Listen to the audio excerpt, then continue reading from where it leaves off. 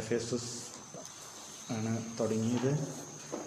അപ്പോൾ അവിടെ നമ്മൾ പറഞ്ഞ the fall from original love, അവരെക്കുറിച്ച് പറയുന്നതിൻ്റെ ഇതാണ്. നമുക്ക് ഈ സഭയെക്കുറിച്ച് ഇപ്പോൾ ഇവിടെ എല്ലാം ഏഞ്ചൽസിനെ കുറിച്ച് പറഞ്ഞത് തുടക്കം നമുക്ക് ആ എഫേസസിൻ്റെ ആ ലെറ്ററില്ലേ ഒന്ന് വായിക്കാം. അത്രയും പറഞ്ഞു.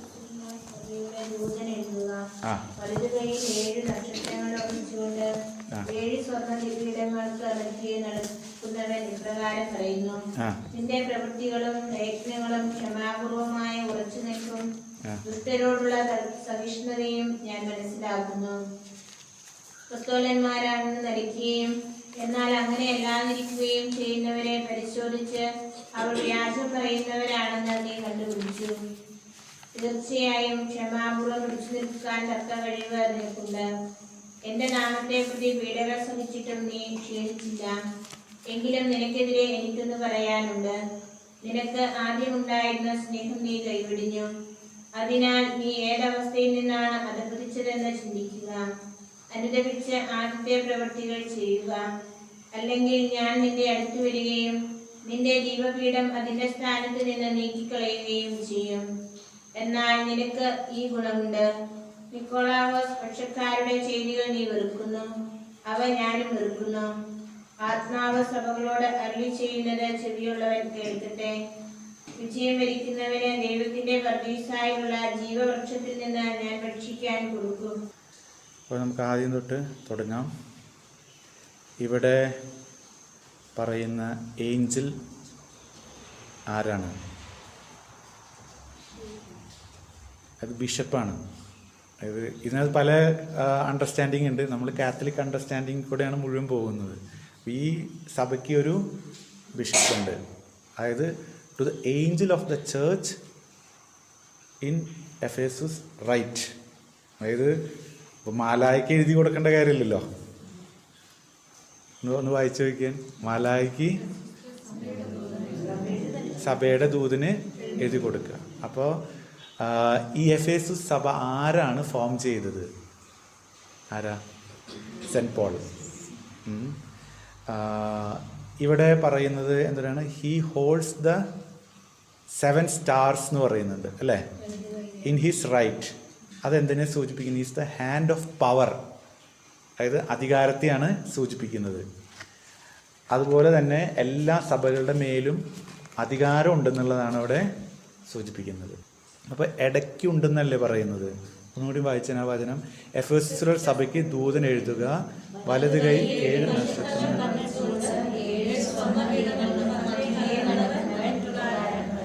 സക്രിയ 4:2.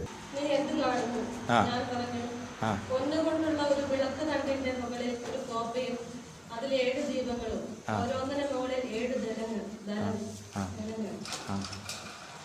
നീ എന്ത് കാണുന്നു? നിയമാവർത്തനം 23:14. നിന്നെ സംരക്ഷിക്കാനും നിന്റെ സ്വത്തുക്കളെ നിനക്ക് ഏൽപ്പിച്ചു തരാനുമായി നിന്റെ ദൈവമായ കർത്താവ് പാളയത്തിലൂടെ സഞ്ചരിക്കുന്നുണ്ട്. ശുചിത്വമില്ലാത്ത എന്തെങ്കിലും നിങ്ങളുടെ ഇടയിൽ കണ്ട് അവിടുന്ന് നിന്നിൽ നിന്ന് അകന്നു പോകാതിരിക്കേണ്ടതിനായി പാളയം പരിശുദ്ധമായി സൂക്ഷിക്കണം. അതായത് ഇത് ഒരു സഹിക്കാൻ പോകുന്ന സഭകൾക്കുള്ള ഒരു സന്ദേശമാണെന്നുള്ള പറഞ്ഞത്. എല്ലാ സഭകളുടെയും മധ്യേ ആരുണ്ട്? ഈശോ ഉണ്ട്. അതാണ് ഉറപ്പിക്കുന്നത്. ലേവ്യർ 26:12. ഞാൻ നിങ്ങളുടെ ഇടയിൽ സഞ്ചരിക്കും, ഞാൻ നിങ്ങളുടെ ദൈവവും നിങ്ങൾ എന്റെ ജനവുമായിരിക്കും. ഈ നടത്തം നമുക്ക് ഉൽപ്പത്തിയിൽ കാണാലോ ഇല്ലേ? നമ്മൾ ഉൽപ്പത്തിയുടെ ഭാഗമാണല്ലോ നോക്കുന്നത്. അപ്പൊ അവിടെ എങ്ങനെയാ? ഉൽപ്പത്തി 3:8 നമുക്ക് വായിക്കാം. വെയിലാറിയപ്പോൾ ദൈവമായ കർത്താവ് തോട്ടത്തിൽ ഉലാത്തുന്നതിന്റെ ശബ്ദം അവർ കേട്ടു. പുരുഷനും ഭാര്യയും അവിടുത്തെ മുമ്പിൽ നിന്ന് മാറി തോട്ടത്തിലെ. അതായത് ഇങ്ങനെ ഒരു വളരെ ആഴമായൊരു ബന്ധമാണ്. ഇതാണ് ഈ ഒറിജിനൽ ഗ്രേസ് എന്ന് പറയുന്നത്. ഈ ഒറിജിനൽ സിന്നിന് മുമ്പ് ഒരു ഒറിജിനൽ ഗ്രേസ് ഉണ്ട്. നമുക്ക് നഷ്ടപ്പെട്ടതാണ്. ഇവിടെ ഈ വില്ലിലേക്ക് തിരിച്ചു പോകുന്നതാണ് ഈ ഒറിജിനൽ ഗ്രേസിലേക്ക് പോകുന്നത്. ഈ ഒറിജിനൽ ഗ്രേസിൻ്റെ ഒരു പ്രത്യേകത എന്ന് വെച്ച് കഴിഞ്ഞ് കഴിഞ്ഞാൽ അൺഇൻട്രപ്റ്റഡ് റിലേഷൻഷിപ്പാണ്. പിന്നെ അവിടെ നിന്നുള്ള റിലേഷൻഷിപ്പിലൊക്കെ ഒരു അകൽച്ചയുണ്ട്. ദൈവമായിട്ടുള്ള ബന്ധം അൺഇൻറ്ററപ്റ്റഡ് ആകണമെങ്കിൽ എഫേഷ്യൻസ് 6:18 പറയുന്നുണ്ടല്ലേ, 6:18 നിരന്തരം പ്രാർത്ഥിക്കുന്ന ഒരു ഇതില്ലേ, അത് ഈ വില്ല് അതിന് റെഡിയല്ല. അപ്പോൾ ഈ വില്ല് സറണ്ടർ ചെയ്യുമ്പോഴാണ് ഇങ്ങനെ വരുന്നത്. ഈ റിവേഴ്സൽ ഉണ്ടാവണം. ഏത്? നമുക്ക് പഴയ സ്നേഹത്തിലേക്ക് തിരിച്ചു പോകണമെന്ന് പറയും. നീ ആദ്യ സ്നേഹം ഉപേക്ഷിച്ചു എന്ന് പണ്ടൊക്കെ ഞാൻ കൂടിയിട്ടുള്ള ധ്യാനങ്ങളിൽ എൻ്റെ ഒരു വിചാരം എന്തായിരുന്നു എന്നറിയട്ടെ. നമ്മൾ ആദ്യം ധ്യാനം കൂടിയപ്പോൾ കിട്ടിയ ഒരു തീഷ്ണതയുണ്ടല്ലോ, അതാണെന്ന് ഞാൻ വിചാരിച്ചിരുന്നു.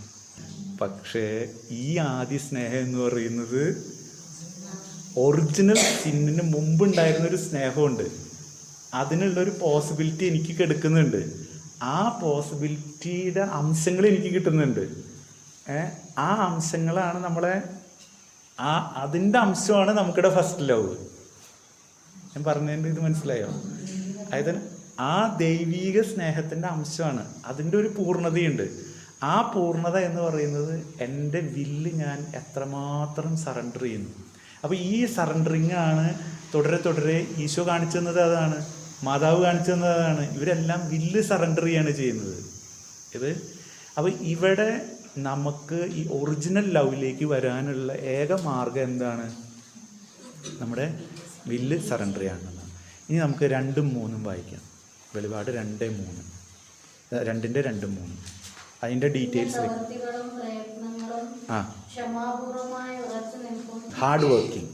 അല്ല, ആദ്യം തന്നെ പറഞ്ഞാൽ ഐ നോ യുവർ വർക്ക്സ് അല്ലേ? അതായത് ഇംഗ്ലീഷും മലയാളം തമ്മിൽ കോയിനിങ് വ്യത്യാസമുണ്ട്. ആ പ്രയത്നങ്ങൾ. ഏഷ്യ 66:18. ഞാൻ അവരുടെ വേണ്ട ഐ നോ യുവർ വർക്ക്. നമ്മൾ ഈ ഫോളോ ചെയ്യുന്ന ദൈവം എല്ലാം കാണുന്നുണ്ട്. ഇതെന്താണെന്ന് വെച്ച് കഴിഞ്ഞാൽ ആ സോവറിനിറ്റിയാണ് വീണ്ടും എസ്റ്റാബ്ലിഷ് ചെയ്യുന്നത്. നമ്മൾ ഇന്നലെ പറഞ്ഞുവല്ലോ, 2 കാര്യമാണ് റിവീൽ ചെയ്യുന്നത്. ഏത്? Second coming and sovereignty. പിന്നെ ഒന്ന് സ്ലോട്ടേഡ് ലാംബ്, കോൺകറിങ് കിങ്. അപ്പോൾ ഇവിടെ നമ്മളെല്ലാം കറക്റ്റായിട്ട് വീക്ഷിക്കുന്നുണ്ടാണ്. അപ്പോൾ ആദ്യം കാണുന്നത് എന്തിട്ടാ? നമ്മുടെ ഹാർഡ് വർക്കിങ്ങിനെ കുറിച്ചാണ്. എന്താണ്? I know your work. Hard working. എന്താണ് ഹാർഡ് വർക്കിംഗ്? 2 കൊറിന്തോസ് 11:24-27. 5 പ്രാവശ്യം യഹൂദന്റെ കൈകളിൽ നിന്ന് ഒന്ന് കുറയെ 40 അടികളും 3 പ്രാവശ്യം വടികൊണ്ട് അടിക്കപ്പെട്ടു, കല്ലെറിയപ്പെട്ടു, 3 പ്രാവശ്യം അപകടത്തിൽപ്പെട്ടു, ഒരു രാത്രിയും ഒരു പകലും കടലിൽ കുളിക്കുന്നുണ്ട്. അപ്പം നന്നായിട്ട് അധ്വാനിക്കുന്നല്ലേ, ഇതല്ലേ ഹാർഡ് വർക്കിംഗ്. ഈ ഹാർഡ് വർക്കിനെ കുറിച്ച് പൗലോസ്ലിയെ സമർപ്പിക്കുന്ന ഒരു കാര്യമുണ്ട്. ആരാണ് ഹാർഡ് വർക്ക് ചെയ്യണമെന്നുള്ളത്? 1 കൊരിന്ത്യസ് 15:10. ഞാൻ എന്തായിരിക്കുന്നുവോ അത് ദൈവകൃപയാലാണ്. ഞാൻ മറ്റാരേക്കാൾ കൂടുതലായി അധ്വാനിച്ചു, എന്നാൽ ഞാനല്ല, എന്നിൽ കൃപ അധ്വാനിച്ചു. അപ്പോൾ ഈ ഹാർഡ് വർക്കിംഗ്, ഞാൻ ഹാർഡ് വർക്ക് ചെയ്യുന്നെന്ന് പറയുന്നതിൽ ഞാൻ എന്ന് വരരുത്. അവിടെ ദൈവ മഹത്വം പോയി. ഞാൻ ഹാർഡ് വർക്ക് ചെയ്യാൻ മാത്രം എനിക്ക് എന്തുള്ളത്? ദൈവികമായ കാര്യങ്ങളിൽ എനിക്ക് ഹാർഡ് വർക്ക് ചെയ്യാൻ പറ്റില്ല. എനിക്ക് സമർപ്പിക്കാനേ പറ്റുള്ളൂ. ദൈവികമായ കാര്യങ്ങളിലേക്ക് സമർപ്പണമാണുള്ളൂ. കൃപയാണ് അധ്വാനിക്കുന്നത്. അതുകൊണ്ടാണ് ഈ പൗലോസ്ലിയ അവരുടെ കൂടെ 2 വർഷം നിന്നിട്ട് ഉച്ചയ്ക്കത്തെ ബ്രേക്കിനൊക്കെയാണ് അതായത് കിട്ടണ ബ്രേക്കിൽ മുഴുവനാണ് വചനം പങ്കുവെച്ചാണ്. അധ്വാനിക്കുന്നു, ബ്രേക്ക് ടൈമിൽ വചനം പങ്കുവെക്കുന്നു. അത് ഒരു സമയവും കളയുന്നില്ല. 2-മത്തത് പെർസിവിയറിങ് ആൻഡ് സ്റ്റെഡ് ഫാസ്റ്റ്നെസ്. ഒന്നുകൂടി മലയാളത്തിൽ വായിച്ചത്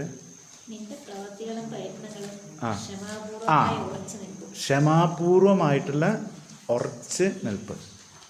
വെളിപാട് 1:9.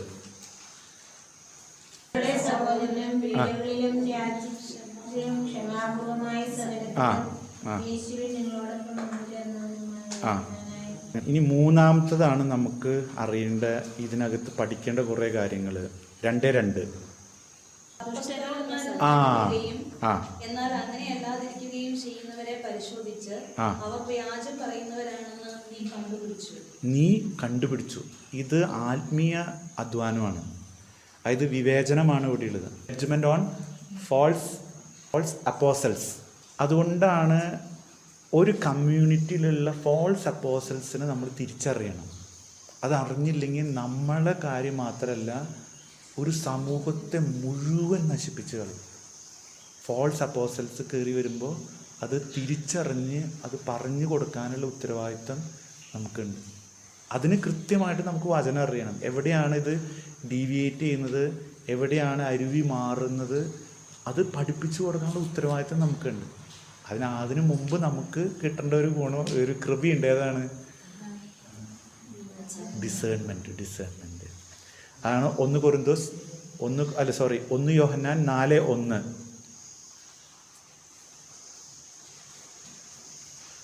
പ്രിയപ്പെട്ടവരെ,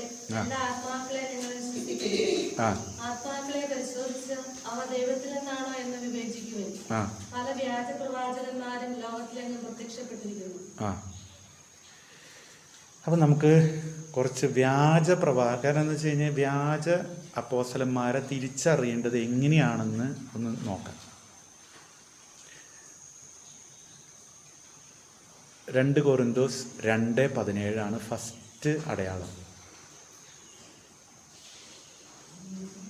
2:17.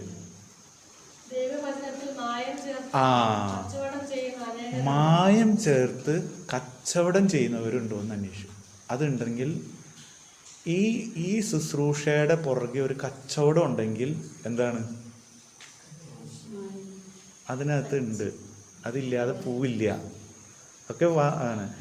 2 കൊരിന്തോസ് 11:4.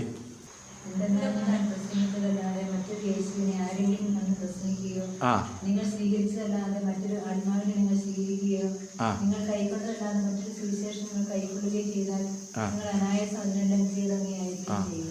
2 കൊരിന്തോസിന്റെ തന്നെ 11:13-14. അപടനാട്ടിക്കാരായ അപ്പസ്തോലന്മാരും വഞ്ചകരായ ജോലിക്കാരും ക്രിസ്തുവിന്റെ അപ്പസ്തോലന്മാരായ വ്യാജവേഷം ധരിച്ചവരുമാണ്. ഗലാത്യ 1:7. വാസ്തവത്തിൽ മറ്റൊരു സുവിശേഷമില്ല. എന്നാൽ നിങ്ങളെ ഉപദ്രവിക്കാനും ക്രിസ്തുവിന്റെ സുവിശേഷത്തെ നശിപ്പിക്കാനും ആഗ്രഹിക്കുന്ന കുറെ ആളുകളുണ്ട്.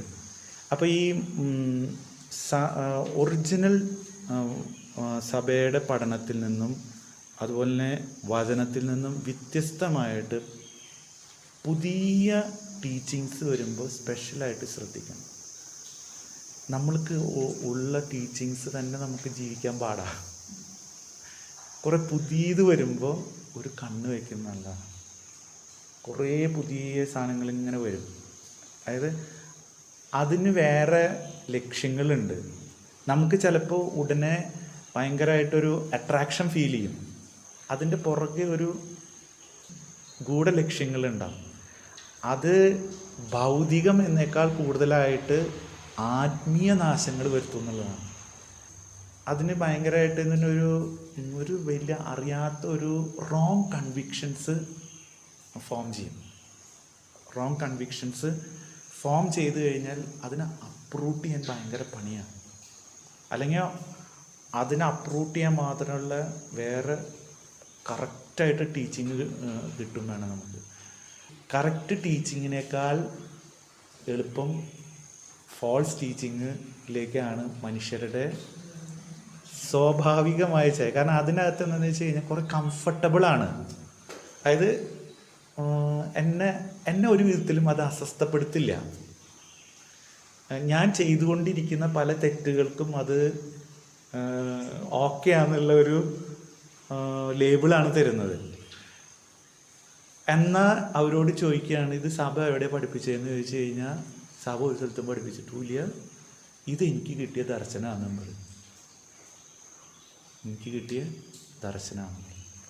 അപ്പോൾ ഈ ദർശനം പഠനവും തമ്മിൽ വ്യത്യാസമുണ്ട്. പഠനം പ്രബോധനം ഒന്നാണ്, ദർശനം വേറൊന്നാണ്. ഈ ദർശന കേന്ദ്രീകൃതമായിട്ട് പോകുമ്പോൾ അത് ദൈവികമാകണമെന്നില്ല, ദൈവികമായിട്ടുള്ളതാവണമെന്നില്ല.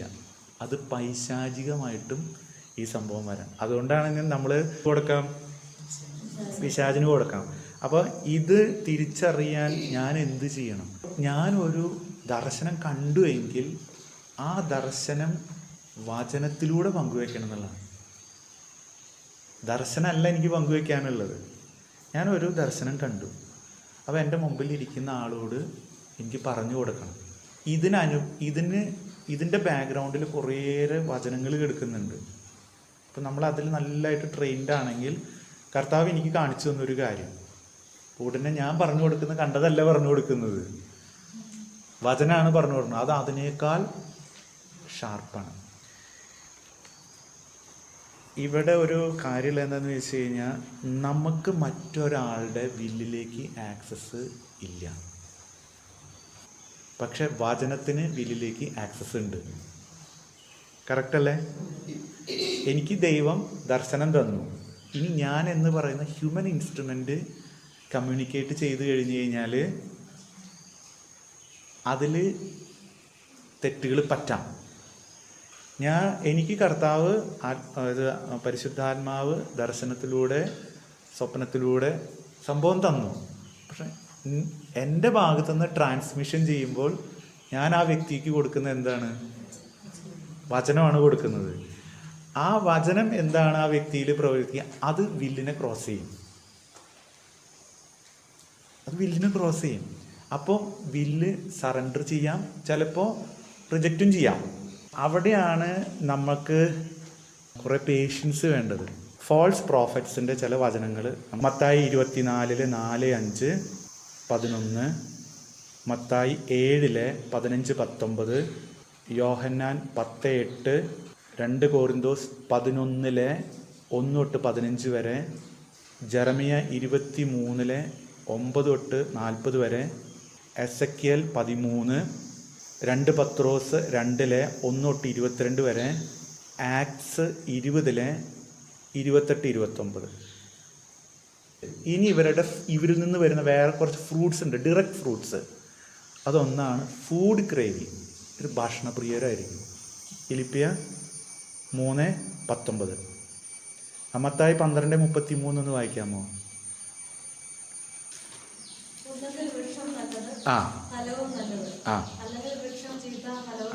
അപ്പോൾ ഈ ഫലം വളരെ ഫോക്കസായി നോക്കണം, പെട്ടെന്നൊന്നും കിട്ടില്ല. അപ്പോൾ അത് അവരുടെ ഇപ്പോൾ അവർ സ്റ്റേജിലൊന്നും പ്രസൻ്റ് ആകുമ്പോൾ ഇതൊന്നും കിട്ടില്ല. രണ്ടാമത്തെ റേറ്റ് പറയൽ, അതായത് വചനപ്രഘോഷണത്തിന് ശുശ്രൂഷയ്ക്കൊക്കെ അവർക്ക് കൃത്യമായിട്ട് അഡ്വാൻസ് ബുക്കിംഗ് ഉണ്ടായിരിക്കും. 1 തിമോത്തി 6 9 മുതൽ 10 വരെയുള്ള മണി ക്രേവിങ്. ഇനി പിശാചിലേക്ക് നയിക്കുന്നവരായിരിക്കും അമ്മമാർ.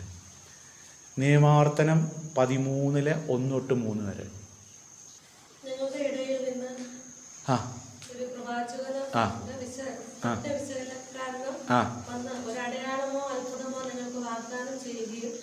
അവൻ പറഞ്ഞ വിധം സംഭവിക്കുകയും ചെയ്താലും നിങ്ങൾക്ക് അജ്ഞനായ അന്യദേവതകൾക്ക് പിഞ്ചില്ല, അവരെ സേവിക്കാമെന്ന് അവൻ പറയുകയാണെങ്കിൽ നിങ്ങൾ ആ പ്രവാചകന്റെയോ വിശകലനക്കാരന്റെയോ വാക്കുകൾ കേൾക്കരുത്. അതായത് മണി മേക്കിംഗ് ഒരു വചനം കൂടിയുണ്ട്. ആക്ട്സ് 16-18.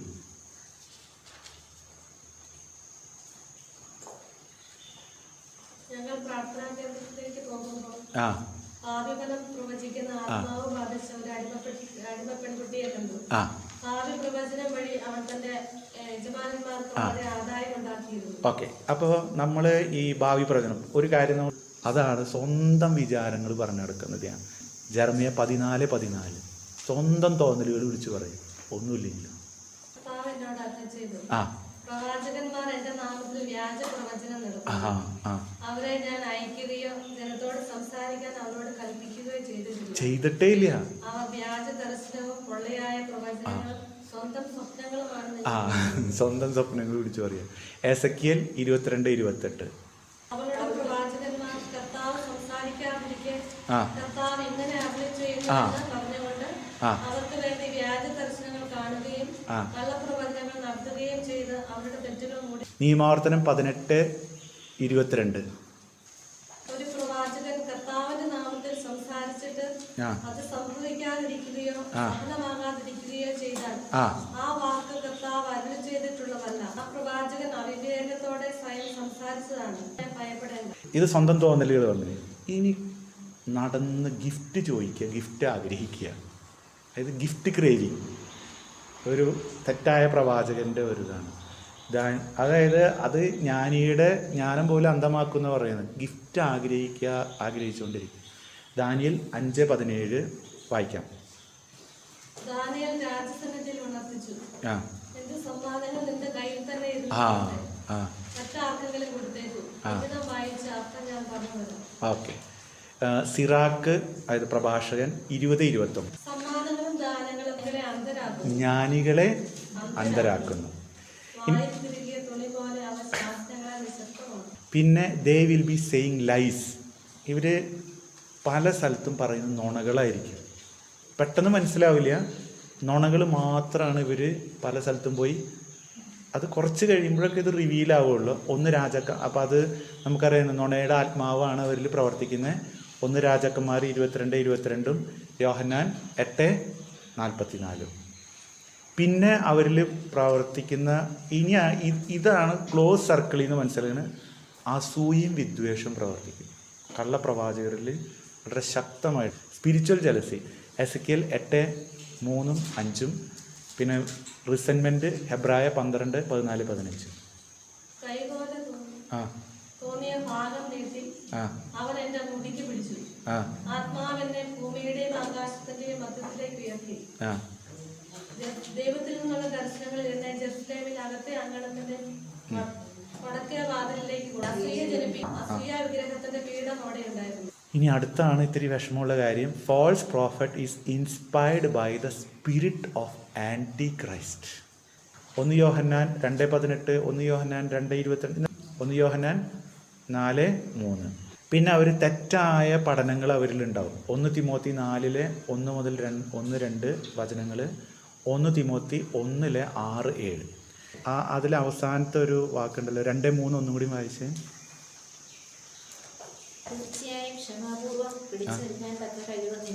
നിനക്കുണ്ട്. ഓക്കെ, അതിൻ്റെ വചനങ്ങൾ നോക്കാം. ഗലാത്യ 6:9. നന്മ ചെയ്യുന്നതിൽ നമുക്ക് മടുപ്പ് തോന്നാതിരിക്കട്ടെ. എന്നാൽ നമുക്ക് മടുപ്പ് തോന്നാതിരുന്നാൽ യഥാകാലം വിളവെടുക്കാം. ഓക്കെ. ഹെബ്രായ 12:3. ആകയാൽ മനോധൈര്യം അസ്തമിച്ച് നിങ്ങൾ തളർന്നു പോകാതിരിക്കാൻ വേണ്ടി അവൻ തന്നെ എതിർത്ത പാപികളിൽ നിന്ന് എത്രമാത്രം സഹിച്ചു എന്ന് ചിന്തിക്കുന്നു. 2 തെസ്സലോനിക്കർ 3:13. ഞങ്ങളിൽ നിന്ന് സഹോദരനെ നന്മ പ്രവർത്തിക്കുന്നതിൽ നിങ്ങൾ നിരുത്സാഹരാകരുത്. അതിൻ്റെ അവസാനത്തെ എഫേഷ്യൻസിൻ്റെ അവസാനത്തെ ഒരു സെൻറ്റൻസ് വായിച്ചേ. 2 വിജയം വരിക്കുന്നവന് ദൈവത്തിന്റെ പ്രതീക്ഷയുള്ള ജീവവൃക്ഷത്തിൽ നിന്ന് നമുക്കതൊന്ന് ചിന്തിക്കാം. ഇവിടെ ഒരു യുദ്ധമുണ്ട്. ഇതൊരു ബാറ്റിലാണ്. അവസാനത്തെ ബാറ്റിൽ നടക്കുന്ന ഒരു സമയമാണ് ഇത്. വെളിപാട് എന്ന് പറയുന്നത് ഒരു ബാറ്റിലും കൂടിയാണ്. അപ്പോൾ പറയുന്നത് ഈ ലിറ്റർജി എന്ന് പറയുന്നത് ഒരു വാർഫെയറും കൂടിയാണ്. ലിറ്റർജിയുടെ അത്ര വലിയൊരു വാർഫെയർ ഇല്ല, അത് ഫൈനൽ വാർഫെയറാണ്. ഓക്കെ. അപ്പോൾ അതിൽ ജയിക്കുന്നവർ ആണ് ഹു കോൺകറിങ് എന്നുള്ള എലമെൻറ്റ് വരുന്നത്. ഇവിടെ ചിലപ്പോൾ ജയിക്കാം തോൽക്കാം എന്നാണ് നമ്മൾ വിചാരിക്കുന്നത്. പക്ഷേ ഈ ഒരു കോണ്ടെക്സ്റ്റിൽ ആകെ വിജയമുള്ളത് ഈ ബാറ്റിൽ മാത്രമേ ഉള്ളൂ. ഈ ഫൈറ്റിൽ പരാജയമില്ല എന്ന്. ഇത് മനസ്സിലാക്കണമെങ്കിൽ അത്രയും നമ്മുടെ ആത്മീയ കണ്ണുയരണം. അതായത് എനിക്ക് വേണമെങ്കിൽ ഈ സിസ്റ്ററിനോട് വാദിച്ച് തോൽക്കാം, പക്ഷേ ഈ സിസ്റ്ററിൻ്റെ മേലെ, അരൂപിയുടെ മേലെ എനിക്ക് വിജയിക്കാം. യെസ്, ഇത് സ്പിരിച്വൽ ബാറ്റിൽ വിക്ടറി നമുക്ക് ഉള്ളൂ. പിശാചിന് വിക്ടറി ഇല്ല. He can or he duplicate victory. പിശാചിന് വിക്ടറി ഇല്ല. അന്തിമമായ വിജയം ആർക്കാ? ആ വിജയത്തെക്കുറിച്ചാണ് ഈ വെളിപാട് നമ്മൾ പഠിപ്പിക്കുന്നത്. ഒരു അന്തിമ വിജയം ഉണ്ടല്ലോ, കോൺകറിങ് എന്ന് പറയുന്നത്. ആ കോൺകറിങ് ഈ അവസാനത്തെ തോൽവി പോലും ഈ പിശാചിന് അറിയാം സ്വഭാവമാണ്. അപ്പം നമുക്ക് ഇവിടെ എൻഗേജ് ചെയ്യുന്ന ബാറ്റിലിനെ കുറിച്ച് വളരെ കൃത്യമായിട്ടുള്ളത്, ഈ ബാറ്റിലിൽ ഇതൊരു കോൺഫിഡൻസ് ഗിവിങ് ആണ്. ഈ സഭകൾക്കൊക്കെ കൊടുക്കുന്നവരാണ്.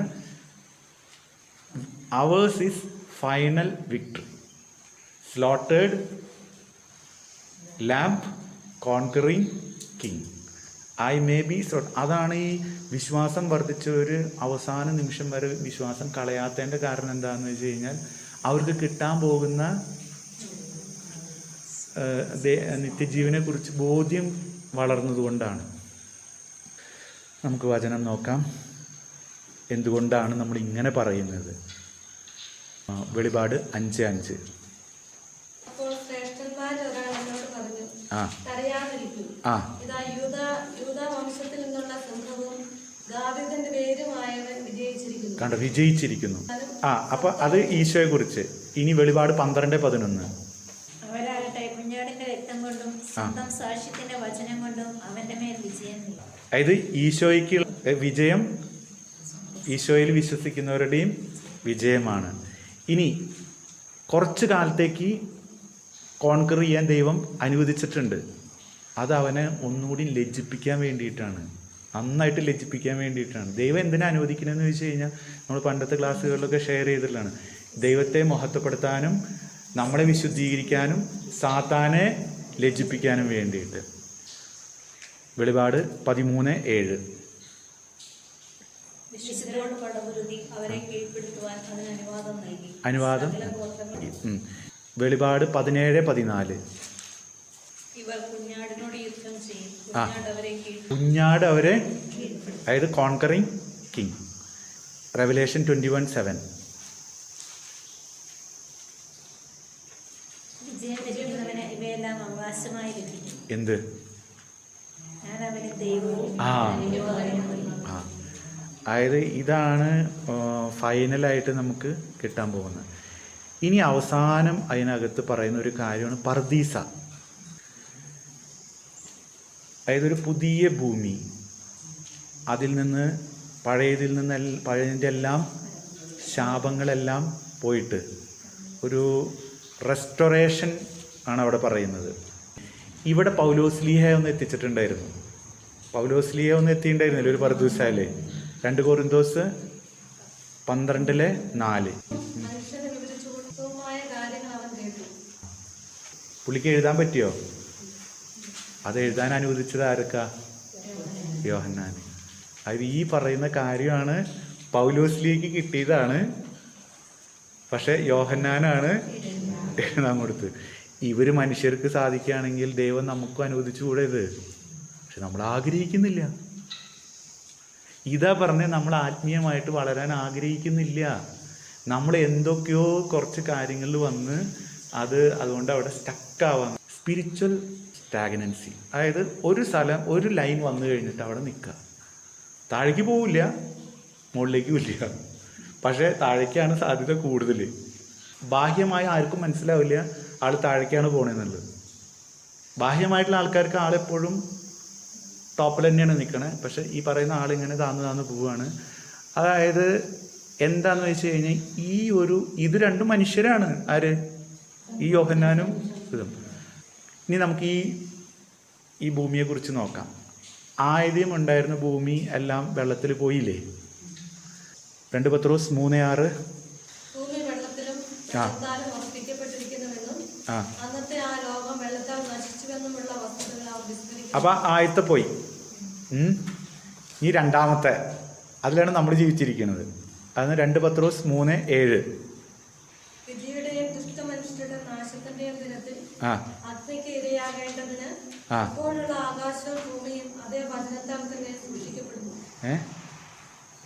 വചനത്താൽ തന്നെ സൂക്ഷിക്കപ്പെടുന്നു. ഇച്ചർ നൗ ഇപ്പുള്ളത്. ഓക്കെ, അത് കഴിഞ്ഞ് അത് അവസാനിക്കും. 2 പത്രോസ് 3:10. കർത്താവിന്റെ ദിനം കള്ളനെ പോലെ വരും. അപ്പോൾ ആകാശം വലിയ ശബ്ദത്തോടെ അപ്രത്യക്ഷമാകും. അപ്പൊ ഈ ഉള്ളതൊക്കെ പോകും. പദാർത്ഥങ്ങൾ എരിഞ്ഞ് ചാമ്പലാകും. അപ്പൊ ഇതെല്ലാം പോവും. പക്ഷെ ഒരെണ്ണം ബാക്കി നിൽക്കുന്നുണ്ട്. അതാണ് 2 പത്രോസ് 3:13. നീതി നിവസിക്കുന്ന പുതിയ ആകാശവും പുതിയ ഭൂമിയും അവിടുത്തെ വാഗ്ദാനപ്രകാരം നാം കാത്തിരിക്കും. വെളിപാട് 21:22. നഗരത്തിൽ ഞാൻ ദേവാലയം കണ്ടില്ല. എന്തുകൊണ്ടെന്നാൽ സർവശക്തനും ദൈവവുമായ കർത്താവും കുഞ്ഞാടുമാണ് അതിലെ ദേവാലയം. കണ്ട, ആരാണ് ആലയം? ആലയം പോയി, കുഞ്ഞാടാണ് പിന്നെ ആലയം. ആ ആലയത്തിലെ ആലയമാകാനാണ് ദൈവം നമ്മളെ വിളിച്ചേക്കുന്നത്. ആ ആലയത്തിലെ ഒരിത്തിരി ആ ആലയത്തിലെ ആലയമാകുക എന്ന് പറയുന്നത് അതിന് തൊട്ട് മുമ്പുള്ള കാര്യമാണ്. അതാണ് ഏഷ്യ 2:2 മിക്ക 4:1 നമ്മൾ വായിക്കുന്നത്. അത് ജീവിക്കാൻ വേണ്ടിയിട്ടാണ് പൗലോസ്ലിയ നമുക്ക് 1 കൊരിന്ത്യസ് 3:17 1 കൊരിന്ത്യസ് 6:19-20 പറയും നിങ്ങളാണ് ദേവാലയം എന്ന് പറയുന്നത്. ഇനി അത് വായിക്കാം. ഏഷ്യ 2:2 വായിക്കാം. അവസാന നാളുകളിൽ കർത്താവിന്റെ ആലയം സ്ഥിതി ചെയ്യുന്ന പർവ്വതം എല്ലാ പർവ്വതങ്ങൾക്കും മുകളിൽ ഉയർന്നു നിൽക്കും. എല്ലാ ജനതകളും അതിലേക്ക് ഒഴുകും. ആ ആലയത്തിലെ ആലയമാണ് ഞാൻ. ഈ കടന്നു പോകുന്ന ആകാശത്തെയും ഭൂമിയെ കുറിച്ചല്ല, ഒരു പർദീസയെ ലക്ഷ്യമാക്കിയിട്ടാണ് നമ്മുടെ ജീവിതയാത്ര. അത് കിട്ടുമെന്ന് ഉറപ്പാണ്. ഇവർ കണ്ടതാണെങ്കിൽ അത് ഉള്ളതാണെങ്കിൽ വിജയിക്കുന്നവർക്ക് ഉള്ളതാണ്. ഇനി എഫേഷ്യൻസിൻ്റെ അവസാനത്തെ വചനം ഒന്നും കൂടി വായിച്ചു. ആത്മാവ് സഭകളോട് അരുളി ചെയ്യുന്നവൻ കേൾക്കട്ടെ. മരിക്കുന്നവന് ദൈവത്തിന്റെ പർദീസായിലുള്ള ജീവവൃക്ഷത്തിൽ നിന്ന് ഞാൻ ഭക്ഷിക്കാൻ കൊടുക്കും.